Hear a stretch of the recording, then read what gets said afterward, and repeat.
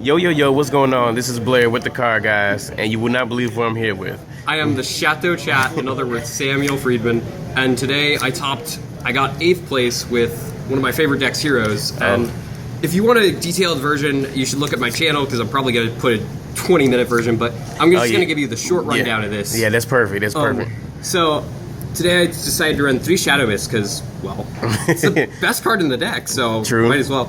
2 Bubble Man. Now, a lot of people play Alias and Blaze Man, but those cards, I believe, are bad because, well, you never really want to draw Alias unless you're playing Yusenju, and I'm not planning on going X4 anytime soon, so I don't want to run it. All right. I'm running 2 Goblinberg. I was considering 3, but I just couldn't find the room, and I really thought that 10 monsters was the best way to run this.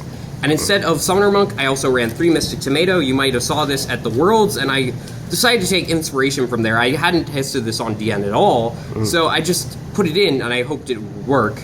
And it turns out it's a lot better than Summoner Monk, because there's a lot of cards in this deck like Lance that you never want to discard. True. So that's 10 monsters, so that's great for the Bubble Mans.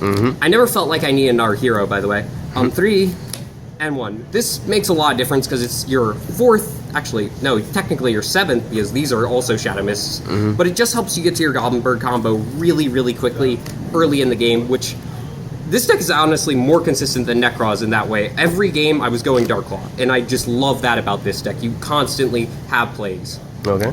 3 Hero Lives. You should always play 3. It's, if you open this, you're gonna win, so, and back row, of course, you need a little bit of back row. 3 Mask Change. I never felt pressured to search for another Mask Change. 3 was always enough. 3 Lance. Most people play 2, but I really wanted a Battle Trap to get over Valkyris, or basically, what's that one card called? Stealth?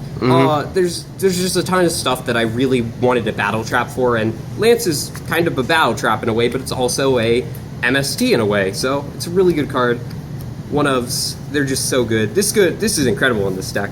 Oh, yeah. Use that on Noah to eliminate his whole field of Dantes, and like Darklaw, and he just the 8-minute match. Yeah, I 2-0'd him. 2 Mass Charge. Most people play 1, but 2 is important because it's a recovery card, and also it acts as an R trap, so that you can get R trap, which is always good when you have Darklaw. You want an R trap, of course. No way to explain it better. 3 Fiendish. Some people play 2. 3 is just the best because I liked effect negation. 3 Mirror Force. Now I know this is very unorthodox as well, but I felt that I needed battle traps for 4 cards specifically. Stealth, the Klee, what's it called? Construct. I also need it for Valkyris, and I needed it for Forerunner. So those were all cards I was scared of because they could kill Darklaw. So I really loved Mirror Force. So I had to run 3. There was no other way of doing it.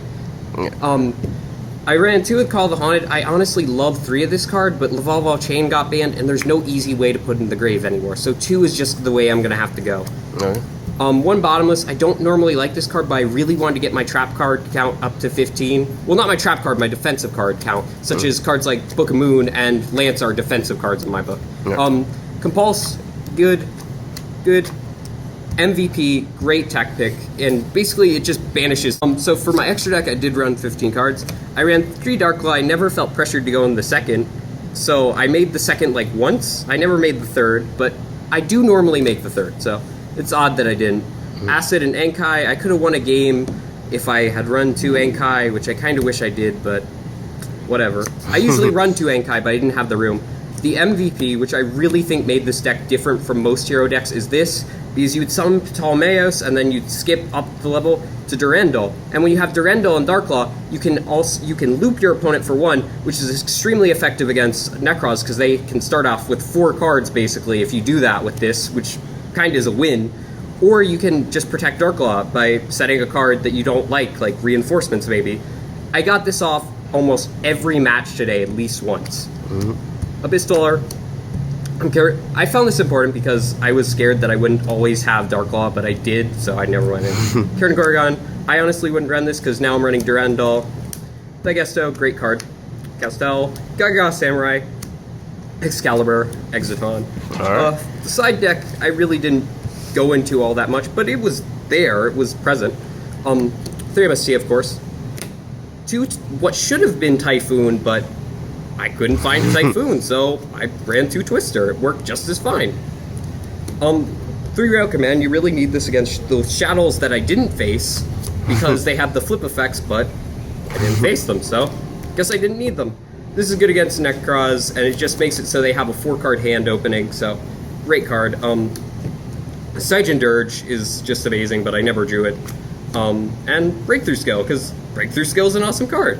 Shoutouts to my mom for getting me back. Shoutouts to my dad for getting me here. Shoutouts to Zane for being there. That's about all. I really like this deck, and I think it's worth a try. So, if you guys want to try it, go ahead.